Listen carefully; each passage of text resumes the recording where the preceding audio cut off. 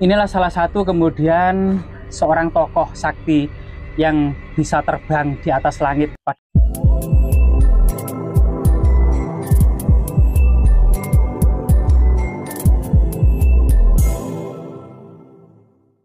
Ya. Jadi di pedalaman hutan ini ya penuh dengan pepohonan yang sangat rindang, cahaya pun temaram di sela-sela dedaunan. Kita akan menapak tilasi sebuah cerita legenda atau cerita rakyat ya. Ini yang berhubungan dengan petilasan Empu Barada, tokoh sakti di abad ke-11 yang bisa terbang. Jadi ada beberapa sumber ya mengenai cerita Empu Barada. Sebagian menganggap sebuah legenda semata, misalnya bersumber pada serat Calon Arang. Namun ternyata di prasasti Mahaaksobya yang saat ini bernama Arca Djoko Dolok yang dipindahkan di Taman Apsari Surabaya, yang dulunya diambil dari Mojokerto ya, Bejijong, itu juga berkisah tentang pembelahan kerajaan Airlangga untuk kemudian kedua putranya, yaitu Mapanji Garasakan dan Samara Wijaya dari kerajaan Kadiri ya. Dan Mapanji Garasakan ini diduga kerajaannya bernama Kahuripan. Jadi dibelah di atas sungai dengan terbang di atas langit. Empu Barada ini membawa kendi, mengucurkan air dari langit inilah untuk membelah secara magis dari sebuah kerajaan antara Panjalu dan Jenggala, antara Daha dan Kahuripan. Ini sebuah cerita yang ada di dalam cerita Arca dari prasasti Mahaaksobya. Kemudian ternyata di yang lainnya adalah dalam negara Kertagama. Ini ternyata muncul gitu ya keberadaan cerita Empu Barada. Sehingga kemudian Empu Barada, tokoh sakti penasehat Raja Airlangga di abad ke-11 ini ternyata memang historis. Jadi kita coba akan menelusuri di atas dan di puncak Bukit Semar inilah kemudian keberadaan dari petilasan Empu Barada. Ya, yang pertama dalam serat Calon Arang ya. Jadi kita flashback karena generasi now atau generasi milenial mungkin sangat asing mendengar kisah tentang cerita Calon Arang. Jadi pada waktu itu Airlangga bertempat dan berkedudukan di Istana Daha Kadiri gitu ya. Ternyata seluruh kota Daha terkena wabah pagebluk gitu ya. Jadi banyak masyarakat yang paginya sakit, sorenya mati, dan sorenya sakit, paginya mati. Dan itu terus berlangsung. Sehingga kemudian menimbulkan keresahan di Istana Airlangga, termasuk mengutus Empu Barada untuk menyelidikinya. Kemudian diselidikinya ternyata semua ini adalah ulah dari janda Calon Arang ya. Waktu itu di malam hari janda Calon Arang ini melakukan ritual tarian-tarian magis gitu ya. Tarian-tarian magis ini sebenarnya ternyata janda Calon Arang ini setelah melakukan tarian-tarian magis berkeliling ke seluruh desa, berkeliling ke seluruh kota, ke jalan-jalan, ke gang-gang sambil tetabuhan bersama murid-muridnya. Ini kemudian diduga asal usul kemudian terjadinya wabah yang ada di kota Daha. Sehingga kemudian Empu Barada mengusutnya. Kenapa janda Calon Arang itu melakukan itu? Ternyata usut punya usut, dia punya putri yang sangat cantik. Tidak seorang pun, tidak ada laki-laki manapun yang mau menikahi putrinya. Karena ibunya dianggap melakukan ajaran-ajaran yang sangat menyeramkan. Nah gitu ya. Sehingga kemudian Empu Barada mengutus muridnya yang bernama Empu Bahula untuk menikahi putri dari Calon Arang. Setelah kemudian menikah, kemudian Empu Bahula ini disuruh Empu Barada untuk menyelidiki kenapa Calon Arang itu seorang janda tua ini tidak mempan dengan berbagai macam senjata atau kebal dengan senjata apapun, termasuk kesaktian Empu Barada tidak sanggup untuk menghadapi ilmu Calon Arang. Akhirnya kemudian Empu Barada karena dicintai oleh istrinya menceritakan yaitu rahasia yang dimiliki oleh ibunya Calon Arang. Akhirnya kemudian di waktu malam mengambil sebuah kitab yang disembunyikan oleh Calon Arang. Kemudian kitab tersebut dikasihkan kepada Empu Bahula suaminya. Empu Bahula mengasihkan kepada gurunya yaitu Empu Barada. Sehingga kemudian Empu Barada mengetahui rahasia ilmu Calon Arang. Akhirnya Empu Barada datang ke Calon Arang untuk menantang Calon Arang ya untuk menuntut agar bertobat dan mengakhiri semua kejahatannya. Namun calon Arang tidak mau. Akhirnya terjadilah adu kesaktian antara Empu Baradah dan calon Arang. Calon Arang pun kalah karena Empu Baradah mengetahui kelemahan dari calon Arang. Tetapi setelah calon Arang kalah, Empu Baradah menghidupkan kembali agar kemudian calon Arang ini bertobat. Ternyata calon Arang akhirnya setelah dihidupkan kembali itu bertobat, menyesali seluruh perbuatannya, dan akhirnya kemudian Empu Baradah menghukumnya lagi setelah bertobat. Jadi kisah ini merupakan kisah dari cerita calon Arang ya, di berlatar belakang kerajaan Kadiri.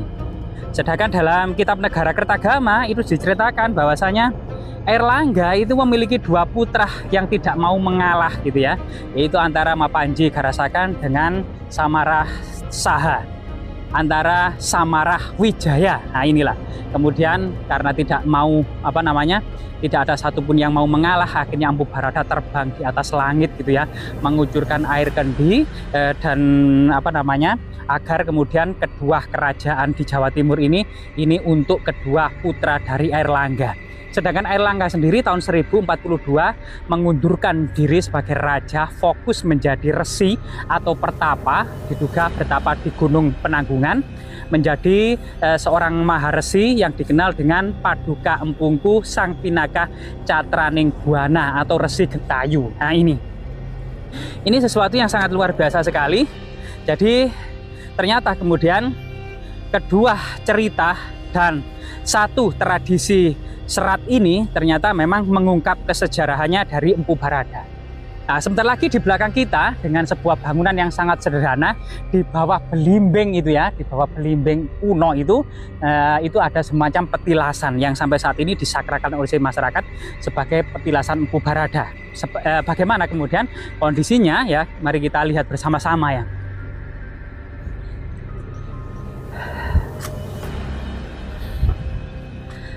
Ternyata tidak hanya di Jawa Timur teman-teman kisah Empu Baradah ini. Di Pulau Bali itu Empu Baradah ternyata juga memiliki kisah bahwasanya ternyata suami dari calon Arang tidak lain dan tidak bukan adalah Empu Kuturan, seorang pendeta Mahayana, meninggalkan istrinya karena istrinya penganut Bhairawa. Jadi yang waktu itu masyarakat takut dengan ajaran istrinya sehingga cerai dengan istrinya. Empu Kuturan kemudian meninggalkan Empu Baradah adiknya di Jawa Timur untuk mendampingi Raja Airlangga, sedangkan Empu Kuturan sendiri ini kemudian pergi ke Pulau Bali untuk menyelesaikan persatuan ya, atau untuk menyelesaikan berbagai macam pertentangan agama yang ada di Pulau Bali. Sehingga waktu itu di Pulau Bali Empu Kuturan itu membangun sebuah pura yang tidak hanya untuk para penganut Waisenawa, tidak hanya untuk penganut Buddha, dan tidak hanya untuk penganut Siwa, melainkan membuat sebuah pura untuk penganut seluruh agama, baik Wisnu, Siwa maupun Buddha. Jadi ini luar biasa sekali prestasi Empu Kuturan di Pulau Bali, menyatukan berbagai macam sekte yang ada di Pulau Bali. Jadi saat ini coba kita memasuki petilasan Empu Baradah, sebuah seperti makam bentuknya ya, nisannya terbuat dari balok-balok batu candi, dan makamnya ini sangat besar dan sangat tinggi sebagaimana makam-makam kuno pada umumnya, tepat di bawah pohon belimbing raksasa. Nah, coba kita berziarah terlebih dahulu ya. Rahayu, rahayu, rahayu, rahayu, rahayu, rahayu. Rahayu, rahayu, rahayu.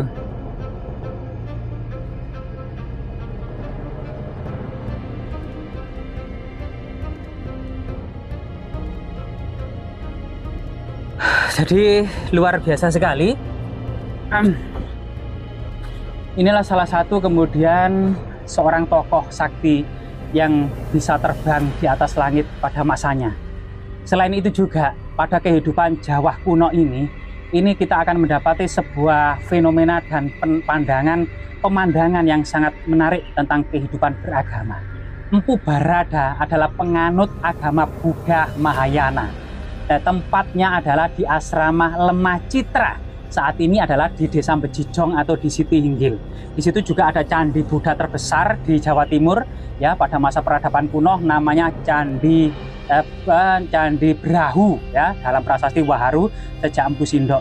Jadi termasuk Candi Gentong, Candi Brahu, Siti Inggil dahulunya merupakan sebuah kompleks kabudan yang sangat luas, yaitu baik asrama, mandala, candi maupun berbagai macam tempat para biksu Buddha. Bahkan dalam cerita Wargasari yang berjalan dari Lebak Jabung atau Sajabung sambil menikmati pemandangan dan mandi di sungai, kemudian berjalan ke barat melewati Banjaran Getas, kemudian Sumengkah, Kumitir, menuju ke Lemah Citrat untuk diwisuda sebagai seorang biksu muda.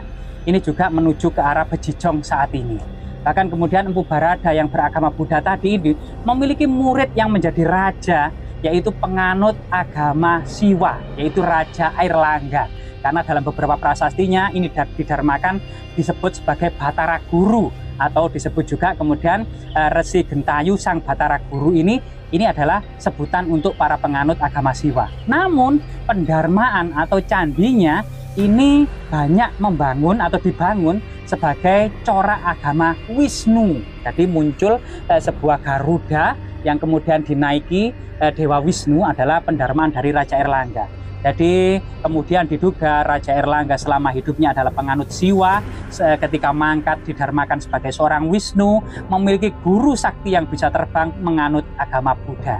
Salah satu ini adalah sebuah cita rasa peradaban kuno yang sangat toleransi, benar apa yang dikatakan oleh Empu Tantular dalam kitab Sutasoma Bhinneka Tunggal Ika Tadhana Dharma Malwa. Semoga bermanfaat, teman-teman.